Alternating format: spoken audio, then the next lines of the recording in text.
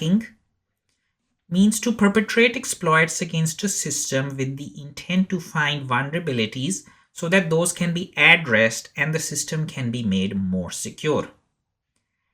Penetration testing, or pen testing for short, is the practice of finding vulnerabilities and risks with the purpose of securing the computer or the network. Pen testers are extremely important.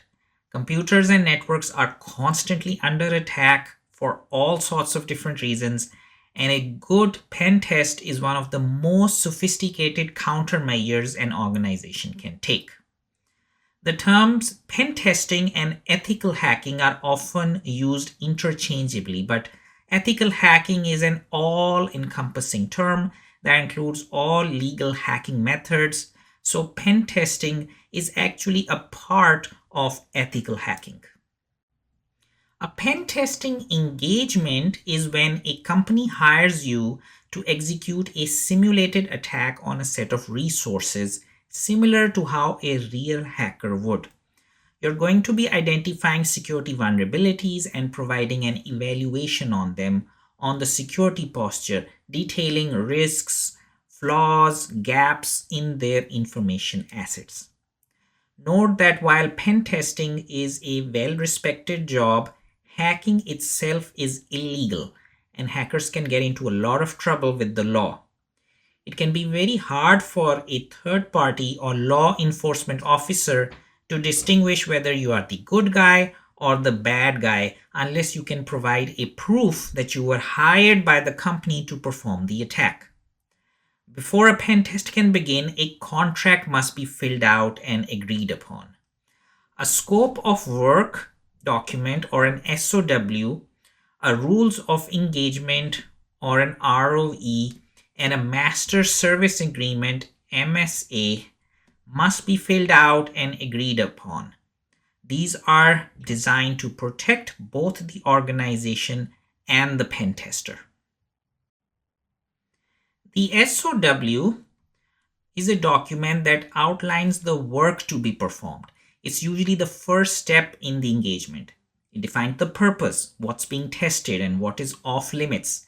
It will outline the scope, meaning the specific IPs, the servers, the apps, the network devices to be included in the testing. For example, you were asked to test a web server, but you end up breaking into the chief executive's laptop.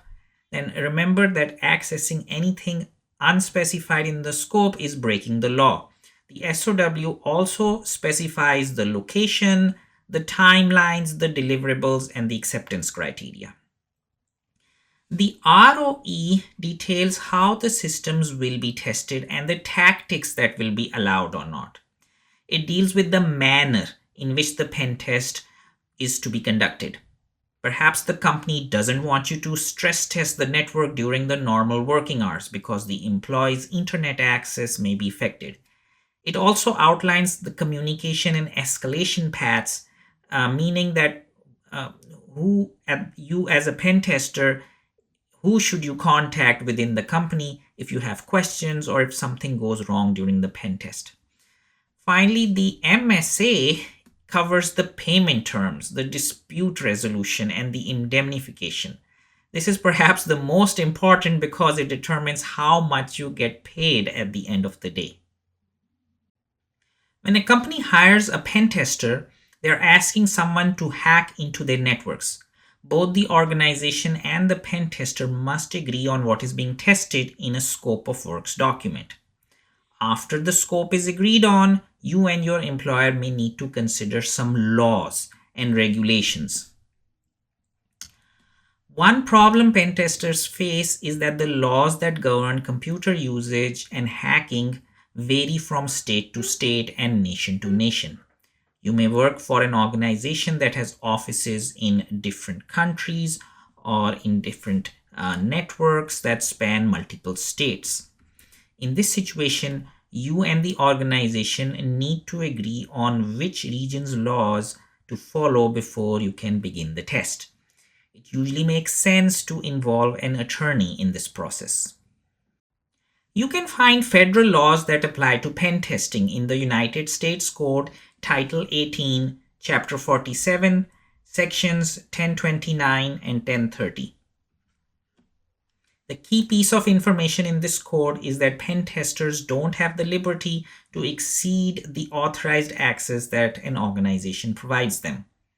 Section 1029 addresses fraud and any related activity with access devices. An access device is defined as an application or a hardware that's created specifically to generate any type of access credentials. Section 1030 addresses fraud and related activities with computers. This section covers pretty much any device that connects to a network. Both sections also define and mandate penalties for anyone who accesses a computer or a network without the authorized access or exceeds their authorized access. Now, it is important to note that while ethical hackers have the authorization to hack their client, they only have it for a fixed period of time that's defined in the SOW. After they complete their engagement, they're supposed to clean up any hacking tools and accounts that they might have placed on the target system, making it so like they were never there. Sometimes ethical hackers face difficult problems, legal, privacy, and disclosure related problems where it's hard to tell what's right and what's wrong. When you are in doubt, you should always follow guidelines in your scope of work and your rule of engagement documents. Remember, they are your legal safety net. During a pen test, an ethical hacker might gain access to highly sensitive data. This could include clients' financial information, customer data, passwords, health information, credit card information. In this situation, it's expected to keep what they see confidential and not view any more than what is necessary for the reporting purposes. The hacker should not be allowed to take the data off-site for analysis unless it's absolutely necessary. HIPAA regulations don't specify that a pen test must be performed on stored medical information, only that a vulnerability analysis must be performed on a regular basis. If a pen test is performed, then the ethical hacker must be extremely careful to not open or view any patient data. A pen test can unearth vulnerabilities without accessing the data, so it is possible to test the sensitive medical information without actually breaking the law. If during a test you discover a vulnerability that could affect an organization that is tied to the client organization, then you shouldn't contact that third party. Reporting to the third party is the client's responsibility. When you are performing a pen test, any vulnerabilities you find are confidential and should never be shared with anyone except your approved point of contact within that organization. A pen tester should not discuss a client's results during a sales pitch to a different potential client. But there is an exception to this rule. If you discover evidence of illegal activity, such as tax evasion, you are legally obligated to report it to the appropriate authorities. If an employee is doing something they shouldn't or has unauthorized data on their computer, you should also report that discovery to your point of contact within the organization. That is all for this lesson. In this lesson, we covered a case study of an ethical hacker. We looked at a few different real-life scenarios that covered some ethical and legal issues that an ethical hacker may run across, such as ensuring the proper contracts are signed, authorization is not exceeded, and customer confidentiality is maintained. In particular, we observed that the implications of not following these policies are really important. Such issues arise all the time in all areas of cybersecurity.